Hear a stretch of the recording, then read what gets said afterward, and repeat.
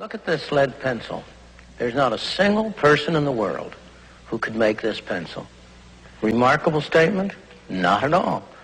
The wood from which it's made, for all I know, comes from a tree that was cut down in the state of Washington. To cut down that tree, it took a saw. To make the saw, it took steel. To make the steel, it took iron ore.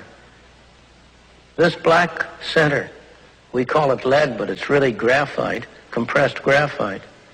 I'm not sure where it comes from, but I think it comes from some mines in South America. This red top up here, the eraser, bit of rubber, probably comes from Malaya, where the rubber tree isn't even native. It was imported from South America by some businessmen with the help of the British government. This brass ferrule, I haven't the slightest idea where it came from, or the yellow paint, or the paint that made the black lines, or the glue that holds it together. Literally thousands of people cooperated to make this pencil. People who don't speak the same language, who practice different religions, who might hate one another if they ever met. When you go down to the store and buy this pencil, you are in effect trading a few minutes of your time for a few seconds of the time of all those thousands of people. What brought them together and induced them to cooperate to make this pencil? There was no commissar sending out orders from some central office. It was the magic of the price system, the impersonal operation of prices that brought them together and got them to cooperate to make this pencil so that you could have it for a trifling sum. That is why the operation of the free market is so essential, not only to promote productive efficiency, but even more, to foster harmony and peace among the peoples of the world. The fact is that the programs that are labeled as being for the poor, for the needy, almost always have effects exactly the opposite of those which their well-intentioned sponsors intend them to have. As an example, what are you referring to? Let me give you a very simple example. Take the minimum wage law. It's well-meaning sponsors. There are always in these cases two groups of sponsors. There are the well-meaning sponsors, and there are the special interests who are using the well-meaning sponsors as front men. You almost always, when you have bad programs, have an unholy coalition of the do-gooders on the one hand and the special interests on the other. The minimum wage law is as clear a case as you could want. The special interests are, of course, the trade unions, the monopolistic craft trade unions in particular. The do-gooders believe that by passing a law saying that nobody shall get less than $2 an hour or $2.50 an hour or whatever the minimum wage is, you are helping poor people who need the money. You are doing nothing of the kind.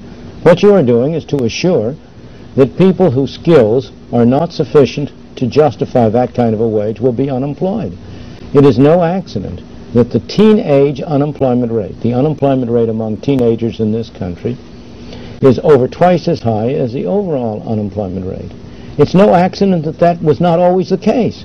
Until the 1950s, when the minimum wage rate was raised very drastically, very quickly, teenage unemployment was higher than ordinary unemployment because, of course, the teenagers are the ones who are just coming into the labor market.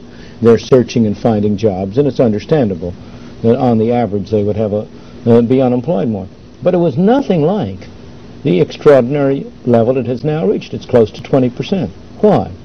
Because the minimum wage law is most properly described as a law saying employers must discriminate against people who have low skills.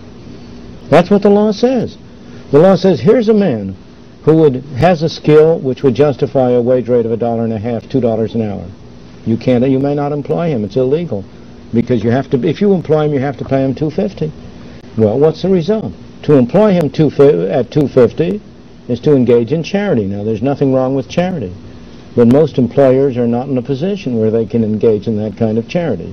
Thus, the consequences of minimum wage rates have been almost wholly bad, to increase unemployment and to increase poverty. Moreover, the effects have been concentrated on the groups that the do-gooders would most like to help. the people who have been hurt most by minimum wage laws are the blacks. I have often said that the most anti-Negro law on the books of this land is the minimum wage rate. And so I think the real answer to your question is that you must not judge a bottle solely by its label. You have to look at what's inside and see what the law or the measure produces. If one looked at the label, though, and perhaps one of those government regulations that you would look askance at is that we look at labels. If one looked at the label and identified the objective of minimum wages, are there no positive, legitimate objectives achieved by minimum wage? None whatsoever. In my opinion, there is absolutely no positive objective achieved by minimum wages. Its real purpose is to reduce competition for the trade unions and make it easier for them to maintain the wages of their privileged members higher than the others.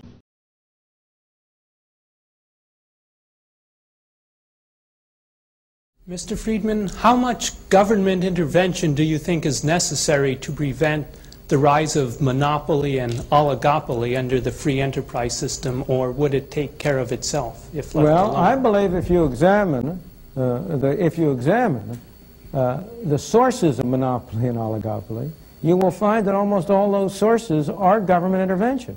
I think the situation is almost precisely the reverse. Let me put it in a very simple way. Suppose I were to ask this audience my favorite question along these lines. You have one law you can pass. Its only purpose is to reduce the extent of monopoly. That's its only purpose. You have one law. What law would be most effective in achieving that end? What law would you pass? I don't mean any gimmicks. You know, it's not going to be something in which you can have a law with 4,000 different parts. I'm not asking a very complicated question. What would you do? Limit the size of the market that they could. Well, that's one proposal, the limited proposal. But you will agree with me, I'm sure, immediately that mine is a much better one. And that's free trade. Eliminate all tariffs and all restrictions on foreign trade, and you enable the world to come in as competition to prevent domestic monopoly. Wouldn't that do a great deal more good in preventing monopoly than would a limit on the size of enterprises with much less restriction in human freedom? Now, if you ask yourself, where do monopolies come from? In the United States, the most important and the strongest monopolies are unquestionably those that derive from governmental privilege. The monopoly of a TV license granted by the government at a zero price. That's a source of monopoly privilege. It also has been a source of wealth for some notable Americans. The grant of a tariff protection. Would the steel industry in the United States have any kind of monopoly or oligopoly position if it weren't able to get government to impose restrictions on imports of foreign items and so on? Trade union monopolies. They get their strength and their support from Davis-Bacon Act, Walsh-Healy Act, other governmental measures that interfere with competition by others.